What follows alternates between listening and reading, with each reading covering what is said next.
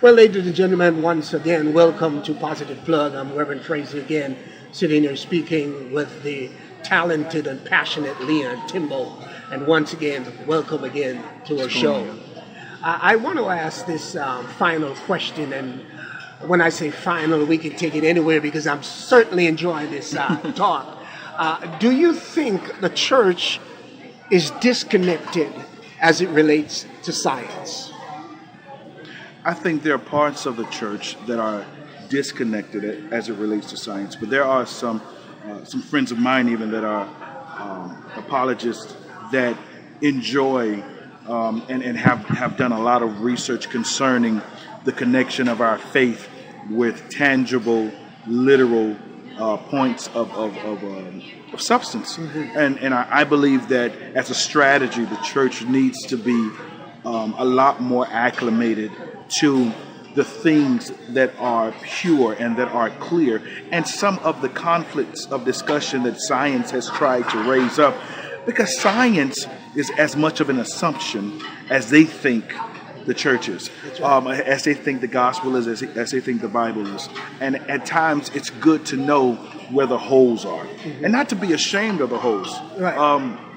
And I think it's in our, this is one of the things that once we begin to embrace, we'll have more language for this generation that will allow them to be strong in their faith. Now, these discussions will most likely never change anybody. Right. Yes. But what it does do is, with the relationships that we build, it will create strength in those relationships so that they can stand when winds come against them. That's right. And so I do think there are facets of the church that have been disconnected as a whole, but there are amazing resources that do dig into those spaces that are on college campuses in various cities that are not afraid of what's going on. And those churches are growing. Those churches are seeing amazing numbers, but they don't look like the churches that we're used to. Rightfully so, they're not attacking or addressing the same culture that they addressed then. So, yes, sir, I think we are. We can do a lot better in that thing. Well, I really appreciate talking to you. I've learned a lot, believe it or not, from a younger man than myself.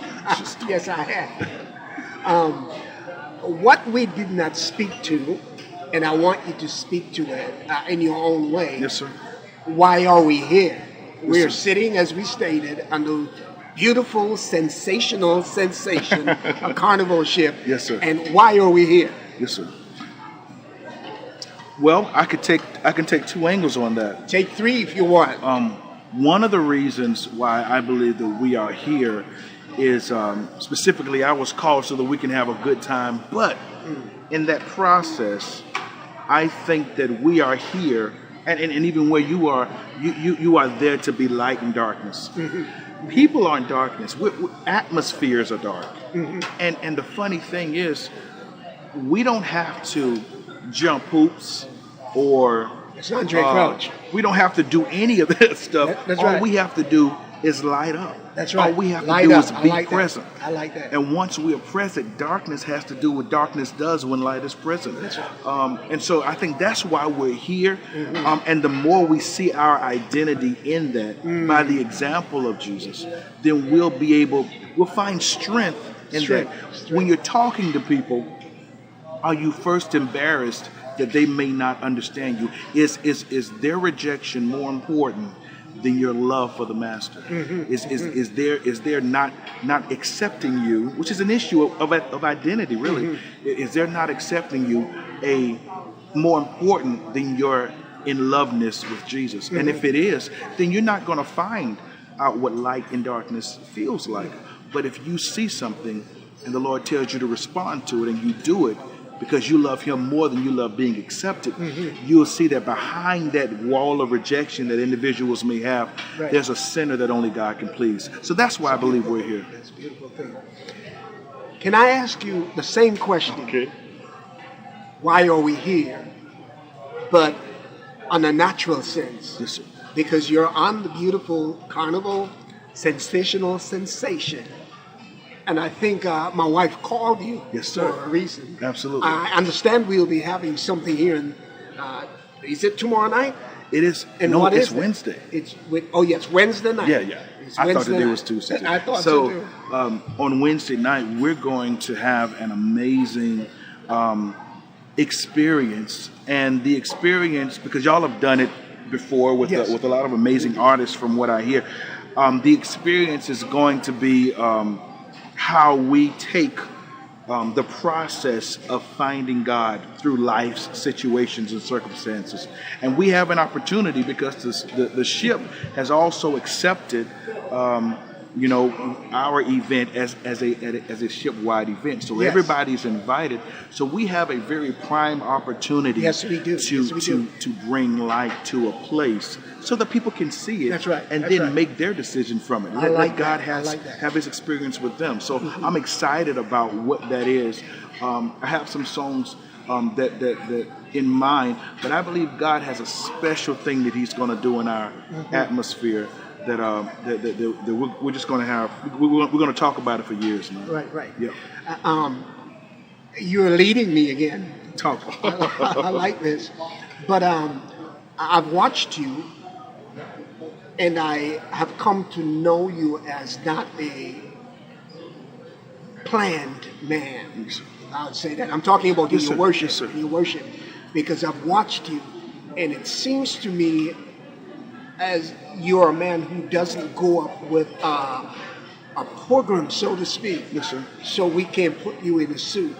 But I heard you say we have some songs, so that leads me to ask you, can you give us just an idea of what we'll be hearing? Well, I do know this. I do know I can give you the canvas, and the canvas is I believe Abba wants us to show love in a very practical, livable, everyday sense.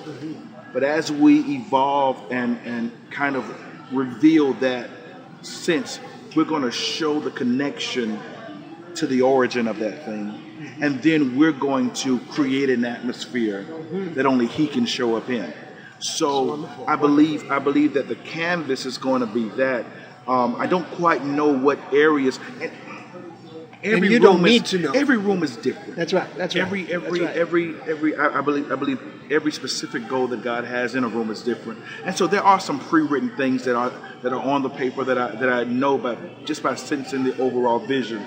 But there's some special treats. There's some mystery, and I'm willing to walk off the edge of the cliff to find it.